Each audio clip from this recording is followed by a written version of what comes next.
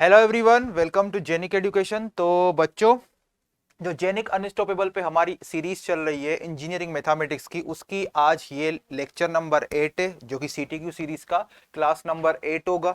Okay, तो अभी तक बच्चों हमने क्या पढ़ा? जो लास्ट क्लास में अभी तक हमने रैंक पढ़ लिया, डिटर्मिनेंट पढ़ लिया, मैट्रिक्स मल्टीप्लीकेशन पढ़ लिया, इनवर्स ऑफ मैट्रिक्स पढ़ लिया। जो हमारे गेट एग्जाम के लिए इंपॉर्टेंट है वो सब चीजें हम लोगों ने डिस्कस कर ली है। आज से मतलब क्लास नंबर 8 जो सीटीक्यू सीरीज की है कॉन्सेप्ट थ्रू क्वेश्चन में, इसमें बहुत ही इंपॉर्टेंट कॉन्सेप्ट आज से स्टार्ट होगा। 90% प्रोबेबिलिटी है जो आज से लेक्चर चलेंगे उन लेक्चर्स में से गेट में क्वेश्चन आ सकता है। ओके, तो आज बच्चों हम क्या पढ़ने वाले हैं? System of linear equation. आज हम डिस्कस करेंगे homogeneous system of linear equation, फिर जो कल की क्लास स्टार्ट होगी उसमें हम स्टार्ट करेंगे non homogeneous system of linear equation. तो बात की जाए तो यहाँ पे दो सिस्टम ऑफ लीनियर इक्वेशंस होते हैं, homogeneous and non homogeneous. Homogeneous को सॉल्व करना आसान है कंपेयर टू नॉन होमोजीनियस। वो क्यों, आपको आज और कल में पता चल जाएगा। ओके, तो पहले मैंने एक सिंपल सा क्वेश्चन लिया है, इसमें आपको किसी भी कॉन्सेप्ट पढ़ने की जरूरत नहीं है, आप ये ऐसे ही सॉल्व कर लोगे बेसिक अपना आइडिया लगा के। इसके बाद के जो क्वेश्चन हैं उसमें कॉन्सेप्ट की जरूरत पड़ेगी और वो मैं आपको बताऊंगा। चलो इस क्वेश्चन को हम सॉल्व करते हैं बच्चों। तो मेरा मार्कर कहां चला गया? ये रहा मार्कर। ओके, तो इस क्वेश्चन को हम सॉल्व करते हैं। ये बहुत ही आसान क्वेश्चन है। इस क्वेश्चन में सोचना कैसे वो मैं आपको बताऊंगा, और इस क्वेश्चन से आपको ये भी क्लियर होगा कि जब हम सिस्टम ऑफ लीनियर इक्वेशंस के सॉल्यूशन की बात करते हैं तो एक्चुअल में हम किस चीज की बात कर रहे हैं। ओके, यहां पे देखो, जब मैं बोल रहा हूं सिस्टम ऑफ लीनियर इक्वेशंस, मतलब हम लीनियर इक्वेशंस के सेट का ही सॉल्यूशन निकालेंगे। सिस्टम का मतलब क्या होता है? आपके पास अगर एक से ज्यादा लीनियर इक्वेशन है, अगर आपके पास एक से ज्यादा लीनियर इक्वेशन है अपने सेट में, तो उसको हम बोलते हैं सिस्टम ऑफ लीनियर इक्वेशन। आई इतनी बात समझ में? ठीक है। और सिस्टम ऑफ लीनियर इक्वेशंस का सॉल्यूशन क्या होता है? अभी आपके पास एक से ज्यादा इक्वेशन है, लेटर से दो इक्वेशन है आपके पास, यहां पे आपको दिख रहा है दो इक्वेशन है, दो इक्वेशन आपके पास है, ये आपका है system of linear equation. Okay, जब आपके पास एक से ज्यादा लीनियर इक्वेशन हो, algebraic linear equation, algebraic linear equation, तो उस केस में हम बोलेंगे ये जो है हमारा क्या है? System of linear equations. और उस सिस्टम ऑफ लीनियर इक्वेशंस का सॉल्यूशन का मतलब क्या होता है? मैं बोलूंगा ये एक सॉल्यूशन है इस सिस्टम ऑफ लीनियर इक्वेशन का। कब? जब वो सॉल्यूशन सारे के सारे इक्वेशंस जो उस सिस्टम में प्रेजेंट है उनको सेटिस्फाई करेगा। ओके, यहां पे देखिए क्या बोला गया है? the number of solutions of the simultaneous algebraic equation y is equal to 3x plus 3 and y is equal to 3x plus 5। अभी इंट्यूटिवली चीजों को समझना। देखो, y is equal to 3x plus 3 एक स्ट्रेट लाइन को represent करता है, ये हमें पता है। y is equal to 3x plus 5 भी एक स्ट्रेट लाइन को रिप्रेजेंट करता है। ओके, इसने क्या बोला है? Solutions of the simultaneous algebraic equation. इस क्वेश्चन में ये पूछा गया है, आप ऐसा समझिए हमारे पास सिस्टम है, उस सिस्टम में दो लीनियर अलजेब्रिक इक्वेशंस हैं, एक y is equal to 3x plus 3, straight line का इक्वेशन लीनियर इक्वेशन ही होता है, y is equal to 3x plus 3 and y is equal to 3x plus 5। Okay, solution ये पूछ रहा है, आपके पास एक सिस्टम है, उस सिस्टम में क्या है बेटा? उस सिस्टम में ये दो इक्वेशंस हैं, तो उस सिस्टम के कितने सॉल्यूशंस पॉसिबल हैं? एक सॉल्यूशन पॉसिबल है। एक सॉल्यूशन का मतलब एक ही आपके पास पेयर होगा एक्स और वाई का जो इन दोनों इक्वेशंस को सेटिस्फाई करेगा। ओके, दो सॉल्यूशंस का मतलब दो आपके पास एक्स और वाई के पेयर होंगे तो जो साइमल्टेनियसली इन दोनों इक्वेशन को सेटिस्फाई करेंगे। जीरो का मतलब कोई भी सॉल्यूशन आपको नहीं मिलेगा, मतलब एक्स और वाई की कोई भी वैल्यू नहीं होगी जिसके लिए दोनों इक्वेशन सेटिस्फाई हो। इनफाइनाइट का मतलब आपके पास बहुत सारे सॉल्यूशंस हैं जो इन दोनों इक्वेशन को सेटिस्फाई करेंगे, मतलब अनगिनत सॉल्यूशन, उसको हम क्या बोलते हैं? इनफाइनाइट। ओके, चलिए आगे बढ़ते हैं और इस प्रॉब्लम को सॉल्व करते हैं। इस प्रॉब्लम को हम इंट्यूटिवली यहां पे देखिए कैसे हम सॉल्व करेंगे। हमारे पास एक सिस्टम है, उस सिस्टम में दो इक्वेशन है, y is equal to 3x plus 3, y is equal to 3x plus 5। Okay, तो ये आप यहां पे ध्यान से देखो, अभी चीजों को समझना। मैं यहां पे ग्राफ बनाऊंगा। ओके, यहां पे आप चीजों को समझिएगा। मैं इन ये स्ट्रेट लाइन को रिप्रेजेंट कर रही है, तो मैं यहाँ पे स्ट्रेट लाइन का ग्राफ बना देता हूं। ओके, मैं इस कलर चेंज कर देता हूं, एक मिनट। मैं यहाँ पे स्ट्रेट लाइन का यहाँ पे ग्राफ बना देता हूं तो आपको आइडिया आएगा। ओके, हॉरिजॉन्टल एक्सिस को हम लेंगे एक्स एक्सिस और इसको हम लेंगे वाई एक्सिस। ओके, तो फर्स्ट इक्वेशन को हम यहाँ पे ड्रॉ करते हैं। फर्स्ट इक्वेशन क्या है? y is equal to 3x plus 3। ठीक है, इस इक्वेशन में y इंटरसेप्ट क्या होगा, 3 होगा। y इंटरसेप्ट मतलब जब x की वैल्यू 0 होगी तो y कितना है, 3 है। और जब आपके पास स्ट्रेट लाइन का इक्वेशन है तो ये x के साथ जो कोएफिशिएंट है ये क्या रिप्रेजेंट करता है, m। ये क्या रिप्रेजेंट करता है बेटा, m रिप्रेजेंट करता है। m क्या होता है, slope of the line. Okay, slope of the line. चलो यहां पे देखो, ओके, एम आपका स्लोप इसका क्या है, पॉजिटिव है। ओके, स्लोप क्या है बेटा, पॉजिटिव है, 3x प्लस 3। तो स्लोप पॉजिटिव है और y इंटरसेप्ट इसका 3 है। तो जब x की वैल्यू 0 होगी तो y यहां पे कहीं होगा। ठीक है, y यहां पे कहीं होगा 3। तो स्ट्रेट लाइन को हम ऐसे ऐसे हम, और आप स्ट्रेट लाइन को अगर ड्रॉ करना है तो कम से कम आपको 2 पॉइंट पता होने चाहिए। तो 2 पॉइंट कैसे निकालोगे वो समझो। पहले x की जगह 0 रखा तो y 3 आ गया। अभी y की जगह 0 रखो और देखो x की वैल्यू क्या आएगी, तो x की वैल्यू आएगी -1। इसको सॉल्व करोगे तो यहां पे -1।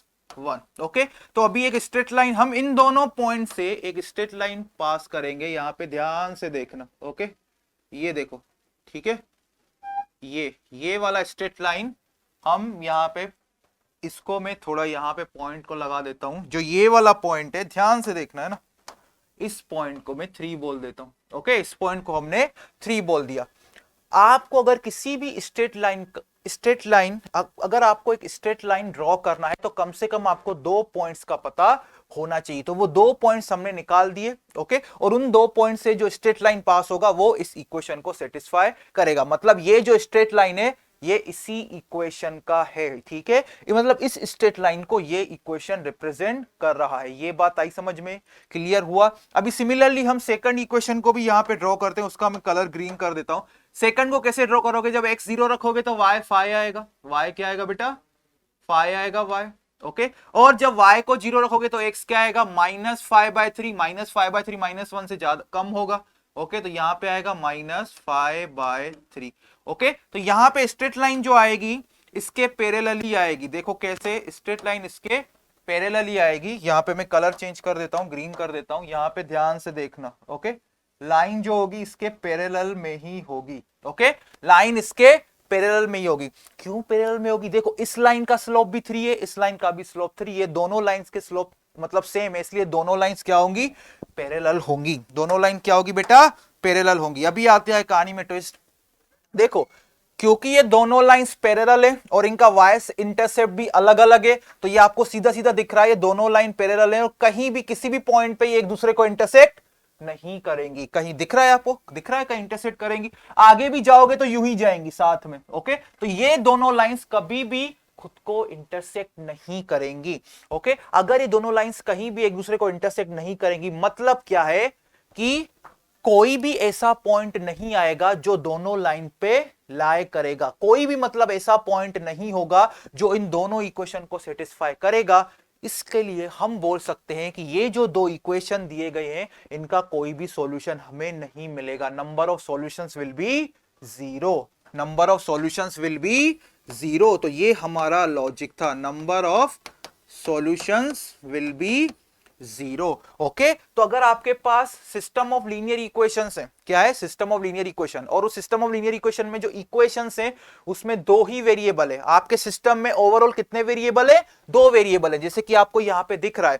तो उसका एक ही सॉल्यूशन होगा। अगर दोनों लाइन किसी एक पॉइंट पे इंटरसेक्ट करेंगी तो हम बोलेंगे इस सिस्टम का एक सॉल्यूशन है। अगर ये दोनों लाइन ऐसे पैरेलल में जा रही हैं और कहीं भी इंटरसेक्ट नहीं कर रही तो 0 सॉल्यूशन है या नो सॉल्यूशन है।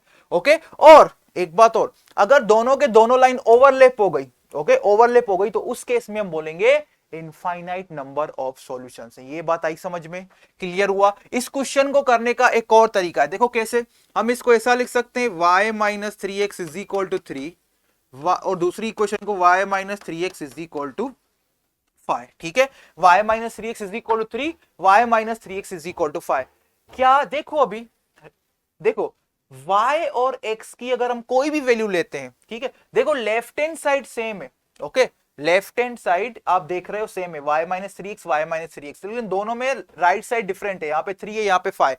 तो हमें यहाँ पे क्या पता चला बेटा, देखो y और x की आप कोई भी वैल्यू ले लो, y और x की आप कोई भी वैल्यू ले लो। लेट अस से यहाँ पे 3 लाना है, ठीक है, यहाँ पे 3 लाना है, तो मैं y को क्या ले सकता हूं, जरा मुझे बताओ। y को 0 ले सकता हूं, x को -1 ले सकता हूं, ठीक है। अगर y को 0 रखोगे, x को -1 रखोगे तो यहां पे 3 आ जाएगा, लेकिन y को 0 रखोगे, x को -1 रखोगे, यहां पे भी 3 आएगा, लेकिन हमें क्या चाहिए, फाई चाहिए। तो y और x की कोई भी ऐसी वैल्यू नहीं मिलेगी जो इन दोनों इक्वेशंस को साइमल्टेनियसली सेटिस्फाई करे, क्योंकि यहां पे लेफ्ट हैंड साइड सेम है, राइट हैंड साइड डिफरेंट, ठीक है। और सॉल्यूशन तभी बोलेंगे, इन दोनों अलजेब्रिक इक्वेशंस का सॉल्यूशन तभी होगा जब वो y और x की वैल्यू दोनों इक्वेशंस को साइमल्टेनियसली सेटिस्फाई करेगा। जैसे कि y is equal 0, x is equal -1, इसको तो सेटिस्फाई कर रहा है, इसको सेटिस्फाई नहीं कर रहा है, तो ये जो है ये इस सिस्टम का सॉल्यूशन नहीं है। आई इतनी बात समझ में, क्लियर हुआ? तो यहां पे कौन सा ऑप्शन करेक्ट होगा, ऑप्शन ए।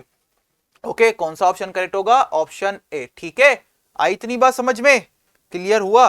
तो मैं आपको 2 इक्वेशन दूं, 3 इक्वेशन दूं, 4 इक्वेशन दूं और बोलूं इनका सॉल्यूशन क्या होगा। ओके, जैसे कि यहां पे लिखा हुआ है, देखो, the number of solution of the simultaneous algebraic equation. Simultaneous algebraic equation का मतलब है ये इक्वेशंस मिलके एक सिस्टम बना रही है और उसका आपको सॉल्यूशन फाइंड करना है। वो सॉल्यूशन तभी एग्जिस्ट करेगा, तभी पॉसिबल होगा जब वो सॉल्यूशन दोनों सारे गिवन सिस्टम के सारे गिवन इक्वेशंस को साइमल्टेनियसली सेटिस्फाई करेगा।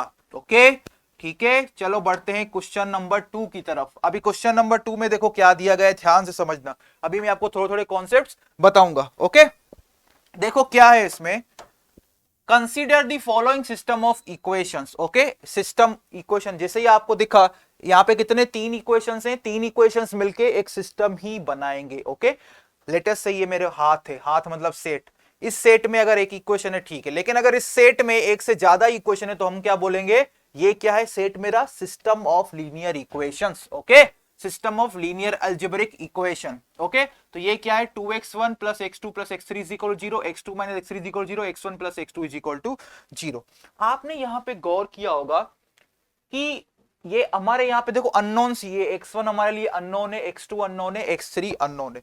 मतलब इस ये जो सिस्टम ऑफ लीनियर इक्वेशंस है इसमें 3 अननोन है, x1 x2 x3। और यहां पे आप देखिए इस इक्वेशन के राइट हैंड साइड में सारे नंबर्स 0 है, ये ओ नहीं है, ये 0 है, ये 0 है, ये 0 है। ओके, सारे जो अननोन्स वाले टर्म है वो एक साइड कर दिए मैंने, सारे बाकी जो कांस्टेंट नंबर्स हैं वो मैंने एक साइड कर दिए। तो नंबर्स जो है यहाँ पे जो कांस्टेंट्स हैं वो क्या है, 0 0 0। ओके, तो अगर आपके पास सिस्टम ऑफ लीनियर इक्वेशन है और राइट हैंड साइड में सारे नंबर्स क्या है, 0 है, सारे नंबर्स क्या है बेटा, 0 है, तो इस सिस्टम को हम बोलते हैं homogeneous system of linear equation. क्या बोलेंगे, homogeneous system of linear equation. इसका आपको थोड़ा मैं कॉन्सेप्ट बता देता हूं। ओके, कॉन्सेप्ट कैसे यहां पे देखो, देखना है हमें।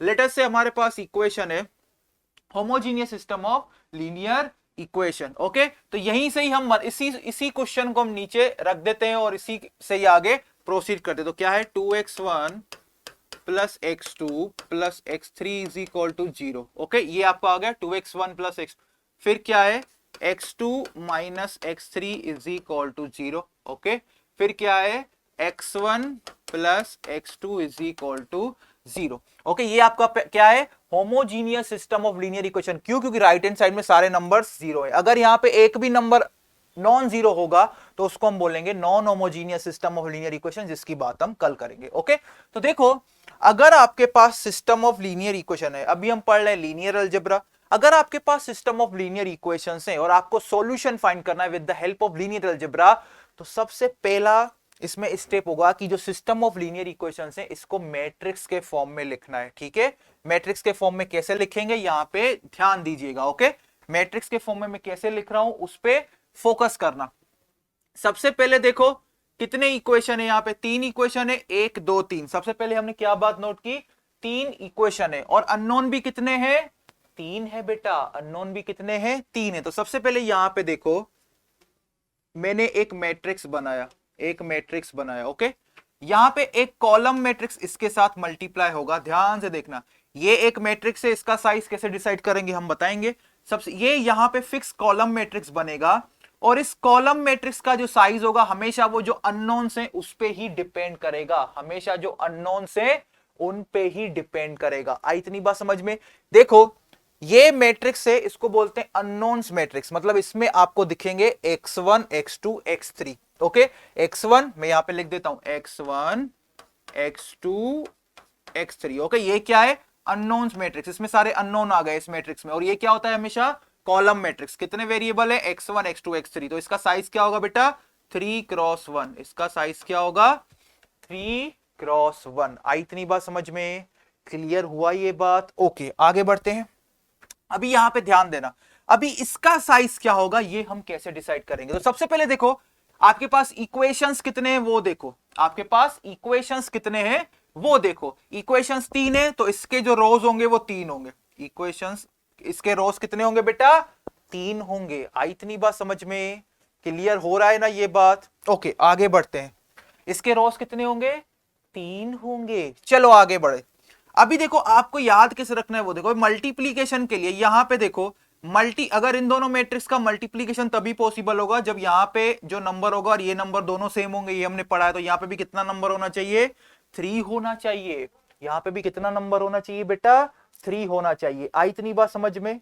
क्लियर हुआ ये बात? तो इसका मतलब क्या है? ये जो अननोन मैट्रिक्स है इसकी साइज किससे पता चलेगी? जितने वेरिएबल से अननोन से जितने उससे। यहां पे अननोन्स 3 है, तो इसकी साइज कितनी होगी? 3x1।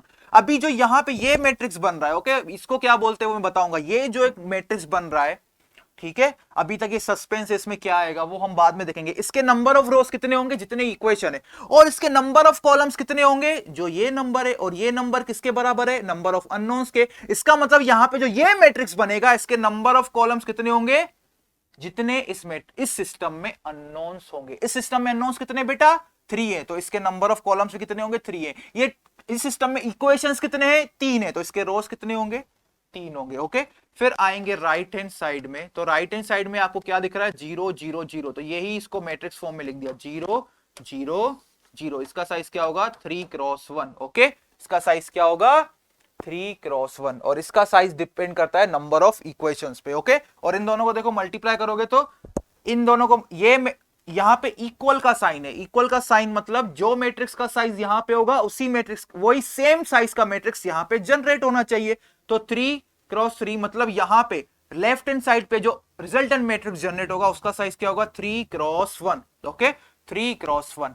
अभी यहां पे देखो, इस मैट्रिक्स को कैसे बनाना है वो ध्यान से देखना। हमने फर्स्ट इक्वेशंस, हम इक्वेशंस को इसी ऑर्डर में लिख रहे हैं। तो फर्स्ट इक्वेशन में देखो, हमने अननोन मैट्रिक्स में पहले क्या लिया है? x1 x2 x3। तो फर्स्ट इक्वेशन में देखो, x1 का कोएफिशिएंट क्या है? 2, तो इसको लिख दो यहाँ पे 2। x2 का कोएफिशिएंट क्या है? 1। x3 का कोएफिशिएंट क्या है? 1। और यहाँ पे x1 तो नहीं है, तो हम ऐसा लिख सकते हैं 0x1 प्लस x2। ओके, तो यहाँ पे x1 का कोएफिशिएंट है 0, x2 का 1, x3 का -1। यहां पे ऐसा लिख सकते हो 0x3, मतलब x3 का कोएफिशिएंट है 0, x1 का कोएफिशिएंट है 1, ओके, x2 का कोएफिशिएंट है 1। ओके, आई इतनी बात समझ में? तो इसको हम ऐसे भी लिख सकते हैं ax is equal to b। ये जो मैट्रिक्स है इसको मैं a बोलूंगा, अननोन्स के मैट्रिक्स को मैं x बोलूंगा, और इसको बोलते हैं कांस्टेंट मैट्रिक्स। ओके, या मैट्रिक्स ऑफ कांस्टेंट्स। ओके, ये जो मैट्रिक्स a है बेटा, ये मैट्रिक्स a को बोलते हैं कोएफिशिएंट मैट्रिक्स, इसको बोलते हैं मैट्रिक्स ऑफ अननोन्स और अननोन मैट्रिक्स, और इसको बोलते हैं कांस्टेंट मैट्रिक्स। ओके, तो हमने यहां पे एक बात नोट की, जो homogeneous system of linear equation है इसमें जो मैट्रिक्स बी होगा वो नल मैट्रिक्स होगा और जीरो मैट्रिक्स होगा। ओके, और हमारा ये कोएफिशिएंट मैट्रिक्स है। कोएफिशिएंट मैट्रिक्स इसलिए इसको बोलते हैं क्योंकि ये x1 x2 x3 जो अननोन है उनके जो कोएफिशिएंट्स हैं उससे बनाया गया मैट्रिक्स है। आई इतनी बात समझ में? क्लियर हुआ ये बात? अभी आगे बढ़ते हैं, ध्यान से देखना। ओके, हमें क्वेश्चन में क्या पूछा गया है वो देखो। क्वेश्चन में बोला गया है कि इस सिस्टम का एक सॉल्यूशन, यूनिक सॉल्यूशन का मतलब है एक ही सॉल्यूशन होगा। एक सॉल्यूशन होगा या इनफाइनाइट सॉल्यूशंस होंगे या सॉल्यूशन ही नहीं होगा या 5 सॉल्यूशन होंगे। ओके, ठीक है। सबसे पहली बात यहां पे आपको ये देखनी है कि ये बेटा क्या है? Homogeneous system of linear equation. तो यहां पे देखो राइट हैंड साइड में सारे के सारे नंबर 0 है। तो आप मुझे एक, अभी इस सिस्टम को हमने सॉल्व नहीं किया है, क्या मुझे बता सकते हो कि इस सिस्टम ऑफ लीनियर इक्वेशन का एक सॉल्यूशन तो पक्का होगा ही, जो आपको यहां से दिख रहा है वो क्या होगा? वो क्या होगा बेटा? Zero solution. उसको क्या बोलते हैं? जीरो और ट्रिवियल सॉल्यूशन। ओके, जीरो और ट्रिवियल सॉल्यूशन। उसका मतलब क्या है? एक सॉल्यूशन तो हमें पता ही है, क्या है वो देखो, x1 is equal to x2 is equal to x3 is equal to 0। ये एक सॉल्यूशन होगा इस सिस्टम ऑफ लीनियर इक्वेशन का। क्यों? क्योंकि यहां पे देखो x1 की जगह 0 रखो, x2 की जगह 0 रखो, x3 की जगह 0 रखो, तो लेफ्ट हैंड साइड पे भी 0 आ गया, राइट हैंड साइड पे भी 0 आ गया। यहाँ पे x2 की जगह 0 रखो, x3 की जगह 0 रखो, तो इक्वेशन सेटिस्फाई हो गई। यहाँ पे x1 की जगह 0 रखो, x2 की जगह 0 रखो, ये भी इक्वेशन सेटिस्फाई हो गई। मतलब ये वाला x1 is equal to x2 is equal to x3 is equal to 0, ये साइमल्टेनियसली तीनों इक्वेशन को सेटिस्फाई कर रहा है। इसका मतलब ये इस सिस्टम का सॉल्यूशन है। तो homogeneous system of linear equations, अभी नॉन होमोजीनियस की बात नहीं कर रहे, homogeneous system of linear equation में 100% नो सॉल्यूशन वाला केस कभी नहीं आएगा। या तो homogeneous system of linear equation में एक सॉल्यूशन एग्जिस्ट करेगा या infinite number of solutions exist करेंगे। Homogeneous system of linear equation में कभी भी नो सॉल्यूशन का केस नहीं आएगा। इसलिए इसको बोलते हैं homogeneous system of linear equations is always consistent. Consistent मतलब उसका सॉल्यूशन तो 100% एग्जिस्ट करेगा। अभी एक सॉल्यूशन एग्जिस्ट करेगा जिसको यूनिक सॉल्यूशन बोलते हैं, या infinite number of solutions exist करेंगे, वो बात की बात है, वो हम आगे जाके इंस्पेक्ट करेंगे। और अगर homogeneous system of linear equation है तो ओके, आगे मैं लिखवा देता हूं, चलो ओके। होमोजीनियस, ये क्या है? Homogeneous in points to be remember, in homogeneous okay, in homogeneous system of linear equations solution always exists, i.e. system is always consistent, system is always consistent। आई इतनी बात समझ में, सिस्टम क्या है बेटा?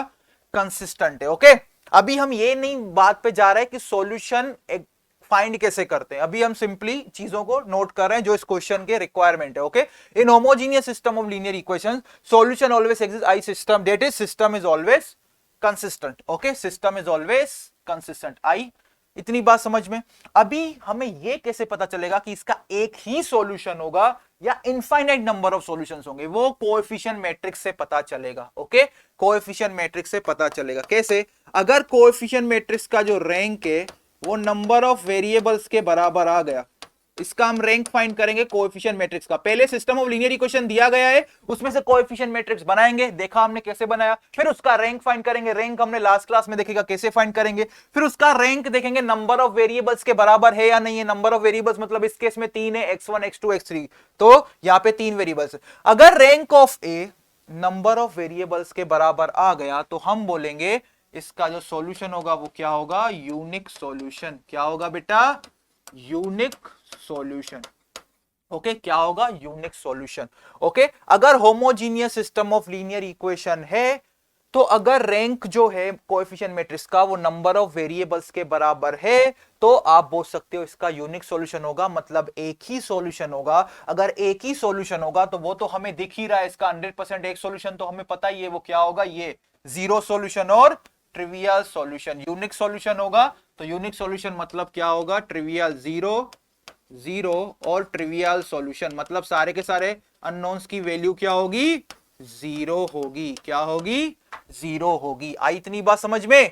क्लियर हुआ? अभी दूसरा, अगर रैंक कोएफिशिएंट मैट्रिक्स का नंबर ऑफ वेरिएबल से कम आ गया, ज्यादा नहीं आ सकता, नंबर ऑफ वेरिएबल से कम आ गया, तो उस केस में हम बोलेंगे क्या होगा बेटा? Infinite solutions. Infinite number of solutions, infinite number of solutions. Okay, infinite number of solutions. वो कैसे फाइंड करेंगे वो बात की बात है। आई इतनी बात समझ में? क्लियर हुआ? तो यहां पे इस क्वेश्चन में सिर्फ ऐसा ही पूछा है कि सिस्टम का 0 सॉल्यूशन होगा या 5 सॉल्यूशन होंगे या यूनिक सॉल्यूशन मतलब एक ही सॉल्यूशन होगा या तो इसके इनफाइनाइट नंबर ऑफ सॉल्यूशंस होंगे। अभी देखो इस क्वेश्चन में आप एलिमिनेट कैसे कर सकते हो? दो ऑप्शन ऐसे ही एलिमिनेट हो जाएंगे। आपने देख लिया ये homogeneous system of linear equation है, इसका मतलब नो सॉल्यूशन वाला तो केस आएगा ही नहीं, इसका 100% सॉल्यूशन एग्जिस्ट करेगा, तो ये तो हो ही नहीं सकता। दूसरी बात याद रखना, अगर सिस्टम ऑफ लीनियर इक्वेशंस है तो या तो जीरो सॉल्यूशन होगा मतलब सॉल्यूशन एग्जिस्ट ही नहीं करेगा, या तो यूनिक सॉल्यूशन होगा, एक ही होगा, या इनफाइनाइट नंबर ऑफ सॉल्यूशंस होंगे। कभी भी ऐसा नहीं होगा इसके 2 सॉल्यूशन है, 3 सॉल्यूशन है, 4 सॉल्यूशन है, ऐसा वाला केस कभी भी नहीं आएगा। तो ऑप्शन सी भी नहीं हो सकता। आई इतनी बात समझ में? क्लियर हुआ? और क्योंकि ये homogeneous system of linear equation है तो नो सॉल्यूशन वाला केस भी नहीं आएगा, लेकिन नॉन होमोजीनियस में नो सॉल्यूशन वाला केस भी आता है। ओके, आई इतनी बात समझ में? क्लियर हुआ? चलो अभी पता कैसे चलेगा वो देखते हैं। ओके, ये आपको पता चल गया। अभी आप क्या करो, आपके पास ये है मैट्रिक्स ए है, इसका आप सिंपली क्या करो, रैंक फाइंड करो, इसका रैंक फाइंड करो, और वो नंबर ऑफ वेरिएबल्स के बराबर आ गया तो सिंपली वो बेटा क्या होगा, इस सिस्टम का यूनिक सॉल्यूशन होगा, एक ही सॉल्यूशन होगा, मतलब जीरो सॉल्यूशन, ट्रिवियल सॉल्यूशन। और अगर रैंक नंबर ऑफ वेरिएबल से कम आया तो क्या हो गए, infinite number of solutions. Okay, अभी यहां पे आपने एक बात गौर की होगी, जो यहां पे हमारा कोएफिशिएंट मैट्रिक्स है ए, वो एक स्क्वायर मैट्रिक्स है ऑफ साइज 3x3, लेकिन ऐसा जरूरी नहीं है। लेकिन अगर आपका कोएफिशिएंट मैट्रिक्स स्क्वायर मैट्रिक्स है तो आपके पास एक एडवांटेज है बेटा। क्या एडवांटेज है, याद करो, रैंक के लेक्चर में हमने पढ़ा था, अगर एक मैट्रिक्स है, वो मैट्रिक्स ए अगर स्क्वायर मैट्रिक्स है, आपका क्या है, स्क्वायर मैट्रिक्स है, याद करो हमने पढ़ा था स्क्वायर मैट्रिक्स है, तो इसका अगर डिटरमिनेंट 0 के बराबर आता है तो इसका रैंक जो होगा ऑर्डर से कम होगा, ये हमने देखा था। और अगर आपका डिटरमिनेंट इसका नॉन जीरो है तो इसका रैंक ऑर्डर के बराबर होगा। किसके बराबर होगा, ऑर्डर के बराबर होगा। तो वापस अपने क्वेश्चन पे जाओ बेटा, अपने हमारे पास क्या है, स्क्वायर मैट्रिक्स है, इसका हम डिटरमिनेंट फाइंड करेंगे बेटा। अगर डिटरमिनेंट 0 आ गया तो इसका मतलब इसका रैंक 100% इसके ऑर्डर से कम होगा, मतलब 3 से कम होगा। और हमारे अननोन्स भी कितने हैं बेटा, 3 है, तो इसका मतलब ये वाली कंडीशन लागू हो जाएगी, ये वाली, इसका मतलब ये वाली कंडीशन, ये वाली। ओके, इसका मतलब इसके इनफाइनाइट सॉल्यूशन होंगे। और अगर इसका डिटरमिनेंट नॉन जीरो आया मतलब इसका रैंक 3 के बराबर होगा, मतलब नंबर ऑफ वेरिएबल्स के बराबर होगा, मतलब सेकंड केस आएगा, मतलब सॉरी फर्स्ट केस, मतलब यूनिक सॉल्यूशन होगा। तो चलो इस मैट्रिक्स का हम डिटरमिनेंट निकालते हैं। ओके, इस मैट्रिक्स का डिटरमिनेंट हम यही निकाल देते हैं। इस मैट्रिक्स का डिटरमिनेंट निकालो, इसको हम बोलते हैं determinant of A is equal to क्या होगा, 2 into 0 minus of minus 1 means plus 1 minus 1 into 0 minus of minus plus 1, okay, plus 1 क्या होगा, 0 minus 1, तो इसका डिटरमिनेंट आएगा 2 minus 1 minus 1 डेट इज 0। तो डिटरमिनेंट क्या आया बेटा, कोएफिशिएंट मैट्रिक्स का 0। तो अगर डिटरमिनेंट कोएफिशिएंट मैट्रिक्स का 0 आ गया तो देखो कौन सा केस होगा, डिटरमिनेंट अगर कोएफिशिएंट मैट्रिक्स का 0 आया है तो मतलब जो इसका रैंक होगा कोएफिशिएंट मैट्रिक्स का वो इसके ऑर्डर से कम होगा, इसका मतलब इसका जो रैंक होगा वो 3 से कम होगा। मतलब 3 अपना क्या है, नंबर ऑफ वेरिएबल्स, मतलब जो कोएफिशिएंट मैट्रिक्स है उसका रैंक किससे कम है, नंबर ऑफ वेरिएबल से कम है, मतलब क्या होगा, इनफाइनाइट नंबर ऑफ सॉल्यूशंस। मतलब ये जो सिस्टम है, ये जो सिस्टम आपको दिया गया है, इसके कितने होंगे, इनफाइनाइट नंबर ऑफ सॉल्यूशंस होंगे। आई इतनी बात समझ में, क्लियर हुआ ये बात। ओके, तो हमने यहां पे क्या चीजें देखी है वो समझो, यहां पे समझो हमने क्या। सबसे पहले हमने देखा ये homogeneous system of linear equation है। तो अगर homogeneous system of linear equation है मतलब कांस्टेंट जो मैट्रिक्स होगा बी वो हमेशा 0 होगा।